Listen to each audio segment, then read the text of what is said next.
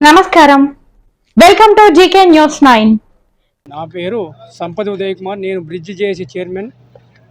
ఒక 15 సంవత్సరాల నుండి గన్నవరం బెజ్జంకి ఇల్లంతకుండా మండలాల గురించి కొట్లాడుతున్నాం. మేము విద్యకు వైద్యానికి దూరం అవుతుందని మేమేం చెప్పినామంటే మైసమ్మ గుట్ట, మనం శ్మశాన వాటిక దగ్గరికి వెళ్ళి మైసమ్మ గుట్టకు డైరెక్ట్ యాసవాడ నుండి గన్నవరం అయితే బాగుంటుందని చెప్పినాం.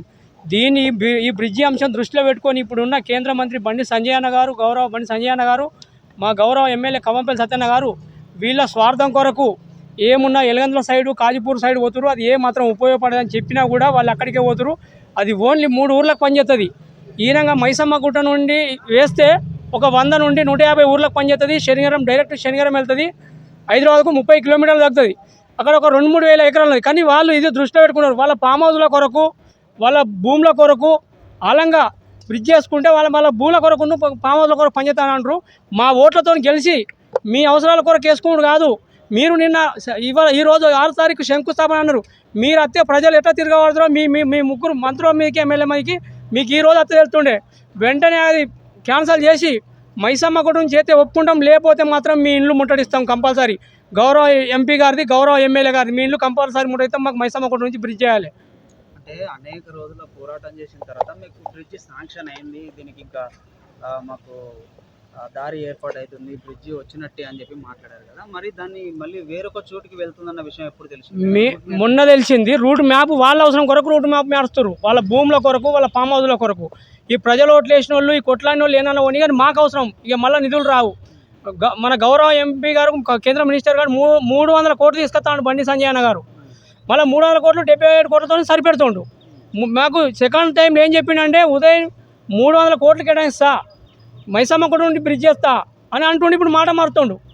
ఇక గెలిచినాక ఒకటి, గెలవక ముందు ఒకటి మాట్లాడుతుండు గౌరవ ఎంపీ గారు. ఇప్పుడు ఏమంటున్నాడు? ఇప్పుడు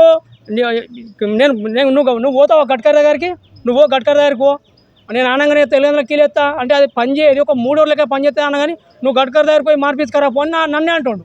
మేము ఇప్పుడు గౌరవ ఎంపీ గారు మేము గెలిపించినప్పుడు గౌరవ ఎంపీ గారి మీద ఉంటుంది కదా బాధ్యత అంతా. మరి మమ్మల్ని అనరాదు కదా అట్లా. మరి పోతాం అక్కడనే జంతర్ మంతర్ దగ్గర ధర్నా చేస్తాం. మరి మాకు ఉపయోగం లేదని అక్కడనే చేస్తాం. ఒక 500 మందిని తీసుకుపోయి ధర్నా చేస్తాం ఢిల్లీలో.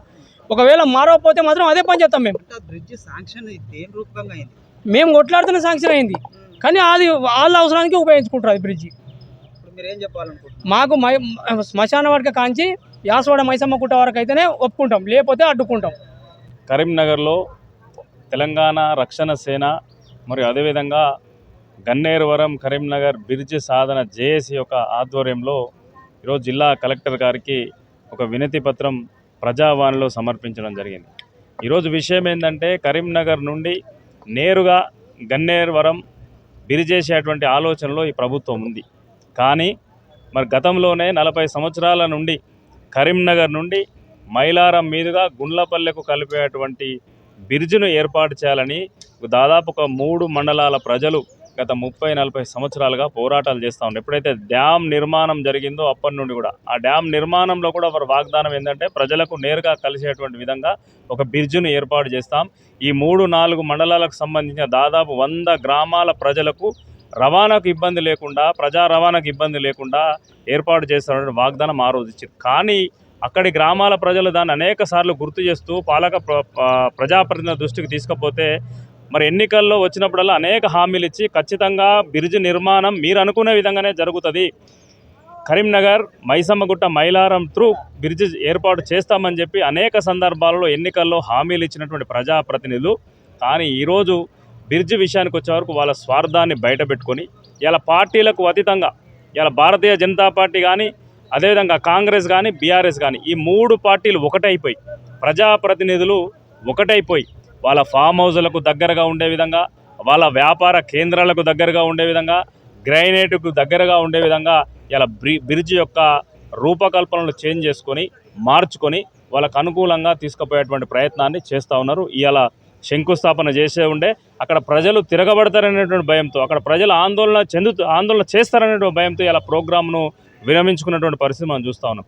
ఇప్పటికైనా మీ అవసరాలు కాదు, మీ ముగ్గురి అవసరాలు కాదు, ఇలా ప్రజల అవసరాల కోసం ఆలోచన చేయండి. ఈరోజు 100 గ్రామాల ప్రజల అవసరాలను దృష్టిలో పెట్టుకుని అయినా ఇప్పటికైనా బుద్ధి ఎరిగి ఈరోజు మీరు ఏ విధంగానైతే డ్యామ్ నుంచి మైసమ్మగుట్ట ఆ విధంగా గుండ్లపల్లి వరకు తీసుకెళ్లి హైదరాబాదు రోడ్డుకు లింకప్ చేస్తామని చెప్పి గతంలో మాట ఇచ్చి ఉన్నారో ఆ విధంగానే మీరు ఆ బ్రిడ్జ్ రూపకల్పన చేయాలని చెప్తా ఉన్నాం.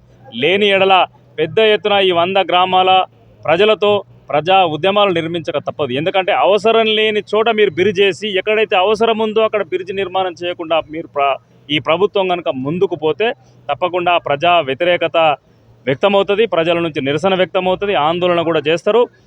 మేము కూడా ప్రజలతో కలిసి ఈ 3 మండలాల ప్రజలతో కలిసి రానున్నటువంటి రోజుల్లో పెద్ద ఎత్తున ఆందోళన చేస్తాం. కలెక్టర్ గారు మేము ఎంక్వైరీ చేస్తాము, తప్పకుండా దాన్ని మార్చేటువంటి ప్రజల ఆలోచన మేరకు బ్రిడ్జ్ నిర్మాణం చేసేటువంటి ప్రయత్నం చేస్తామని కలెక్టర్ గారు చెప్పారు. మరి మేము కలెక్టర్ గారి మీద నమ్మకంతో ఈరోజు వినతి పత్రం ఇచ్చాను. రానున్నటువంటి రోజుల్లో మీ ప్రభుత్వం ఈ 3 ప్రజాప్రతినిధులు కుమ్మక్కై ఏదైనా ప్లాన్ చేస్తే తప్పకుండా ప్రజల నుండి పెద్ద ఎత్తున ఆందోళన కార్యక్రమాలు నిర్వహించడానికి ముందుకొస్తాం. ఈ వీడియో మీకు నచ్చినట్లయితే లైక్ బటన్ క్లిక్ చేయండి. మరిన్ని వీడియోలను పొందడానికి దయచేసి సబ్స్క్రైబ్ చేయండి.